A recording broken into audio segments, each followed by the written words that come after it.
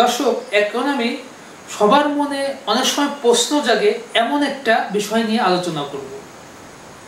আমাদের ইউজুয়ালি অনেক সময় মনে প্রশ্ন আসে যে 1 টন এসি বলতে কি বোঝায়।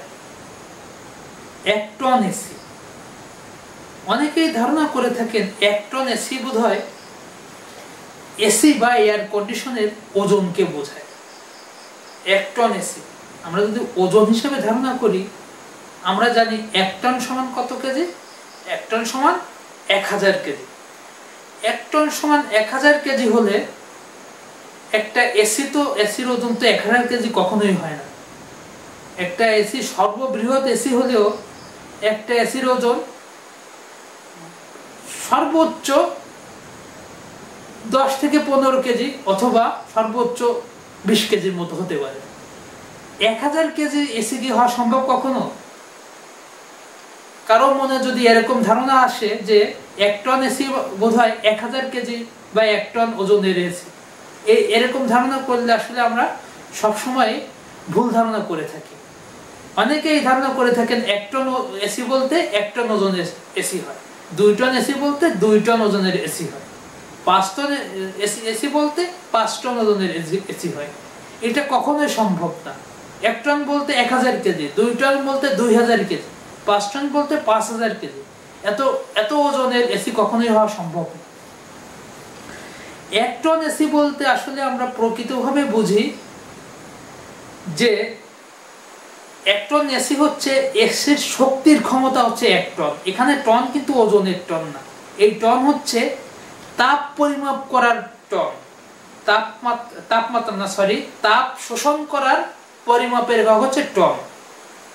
অর্থাৎ 1 টন এসি বলতে বোঝায় যে এসিটি 1 টন, ওই এসিটি যে রুমের ভিতর স্থাপন করা হয়, ওই এসিটি ওই রুমের ভিতর থেকে প্রতি ঘন্টায়, মানে 1 ঘন্টায়, 1 টনের এসিটি 1 ঘন্টায় কোনো রুমের 1 টন পরিমাণ তাপ শীতল করে। 1 টন এসি হচ্ছে, 1 টনের এসি হচ্ছে কোন রুমের 1 টন পরিমাণ তাপ ওই এসি শোষণ করে শীতল করে ফেলে, ঠান্ডা করে। 1 টন তাপ বলতে আমরা কি বুঝি? 1 টন তাপ হচ্ছে 12000 BTU তাপ।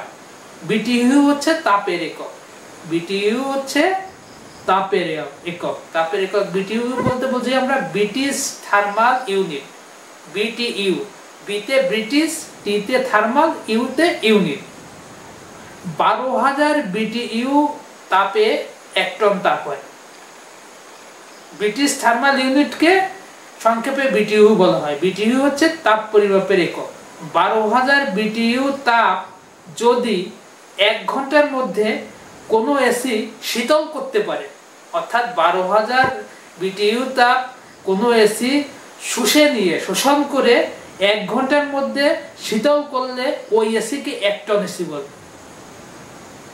বোঝা গেল? তাহলে 1 টন এসি হচ্ছে 1 ঘন্টায় 1 টন পরিমাপ তাপ শীতল করে। 1 টন পরিমাপ তাপ হচ্ছে 12000 BTU তাপ। তাহলে 2 টনের এসি কতটুকু তাপ শোষণ করে, শীতল করে? 2 টনের এসি একইভাবে 12000 গুণ 2 অর্থাৎ 24000 BTU তাপ শীতল করবে।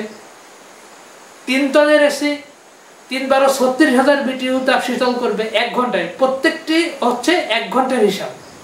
5 টনের এসি 5 × 12 60000 BTU তাপ ঠান্ডা করবে 1 ঘন্টায়। অর্থাৎ 1 টনের এসি 1 ঘন্টায় 12000 BTU তাপ শীতল করে। 2 টনের এসি 1 ঘন্টায় 24000 BTU তাপ শীতল করে। 1.5 টনের এসি 1 ঘন্টায় 12 × 6 18000 BTU তাপ শীতল করে।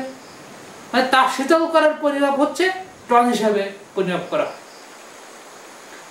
তাহলে আমরা যদি 2 টনের এসি কিনি, সেই এসিটা কি করবে? 1 ঘন্টার ভিতর রুমের ভিতরে 24000 BTU তাপ শীতল করবে। তাহলে আমরা এই মজার বিষয়টা জেনে নিলাম যে এসির টন বলতে কি বোঝায়।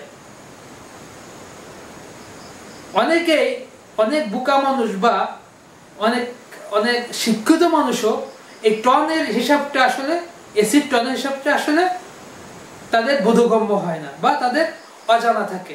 তারা অনেক সময় ওজন ভাবে, অনেক সময় অন্য কিছু ভাবে, অনেক সময় ভাবে হয়তো টন অন্য কোনো একক হতে পারে কিছু, কিন্তু অরিজিনালি যে টন তাপের একক তারা কিন্তু আসলে সেটা জানে না।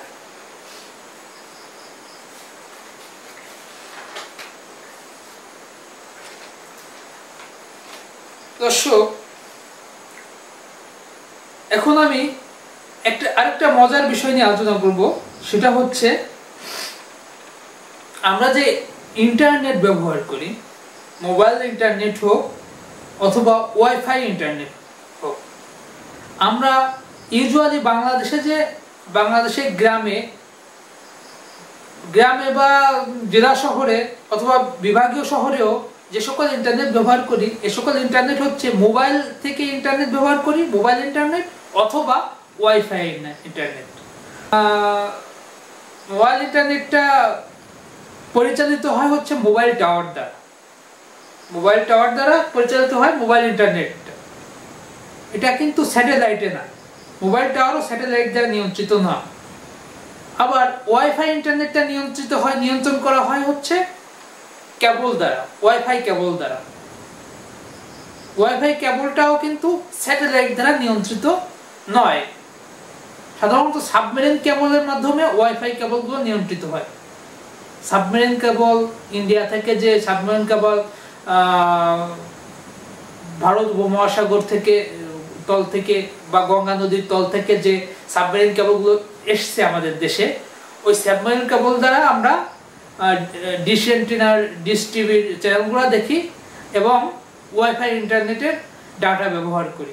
আমাদের কিন্তু বাংলাদেশের ইন্টারনেট, মোবাইল ইন্টারনেটও স্যাটেলাইট থেকে আসে না এবং ওয়াইফাই ইন্টারনেট স্যাটেলাইট থেকে আসে না। তবে বাংলাদেশে গত 4-5 বছর যাবৎ স্যাটেলাইট ইন্টারনেটের একটা নেটওয়ার্ক বাংলাদেশে এসছে, কিন্তু এইটা সম্পর্কে আমরা সবাই অবগত নয়। স্যাটেলাইট ইন্টারনেট থেকে বাংলাদেশের যে নেটওয়ার্কটা এসছে, এই নেটওয়ার্কের নাম হচ্ছে স্টারলিংক ইন্টারনেট। স্টারলিংক ইন্টারনেটটা হচ্ছে স্যাটেলাইট ভিত্তিক ইন্টারনেট, অর্থাৎ স্টারলিংক ইন্টারনেটের সকল megabyte, MB, GB data, satellite ইন্টারনেটের সকল ডাটা ট্রান্সফার হয় স্যাটেলাইটের মাধ্যমে। স্টারলিংক হচ্ছে এই স্যাটেলাইট ইন্টারনেট কোম্পানির নাম। বাংলাদেশে যে স্যাটেলাইট ইন্টারনেট কোম্পানি এসছে বিদেশ থেকে, সেই ইন্টারনেট কোম্পানির নাম হচ্ছে স্টারলিংক। এই স্টারলিংক ইন্টারনেটের মালিক হচ্ছে টেসলা কোম্পানির মালিক ইলন মাস্ক। আমেরিকার ইলন মাস্ক হচ্ছেন স্যাটেলাইট ইন্টারনেট, স্টারলিংক ইন্টারনেটের, এবং ইলন মাস্ক সর্বপ্রথম পৃথিবীতে স্যাটেলাইট ইন্টারনেট চালু করেন 2020 সালে। বর্তমানে ইলন মাস্কের এই স্টারলিংক ইন্টারনেট পৃথিবীর 125টি দেশে চালু হয়েছে। দক্ষিণ এশিয়ায় যতগুলো দেশ রয়েছে, বাংলাদেশের রাজধানী ঢাকায় পূর্বে যে হোটেল শেরাটন ছিল, সেই শেরাটনের বর্তমান নাম হচ্ছে হোটেল ইন্টারকন্টিনেন্টাল। বাংলাদেশের ঢাকার হোটেল ইন্টারকন্টিনেন্টালে স্টারলিংক ইন্টারনেট বাংলাদেশে সর্বপ্রথম আসে হোটেল ইন্টারকন্টিনেন্টালে এই বছরের 9 এপ্রিল। কিন্তু আমেরিকাতে স্টারলিংক চালু হয় 2020 সালে, আরো 5 বছর আগে। স্টারলিংক ইন্টারনেটের প্রতিষ্ঠাতা হচ্ছেন এবং মালিক হচ্ছেন টেসলা কোম্পানির মালিক ইলন মাস্ক।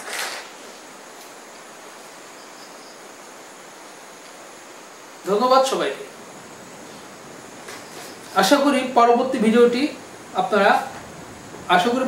ভিডিওটির দিকে আপনারা নজর রাখবেন।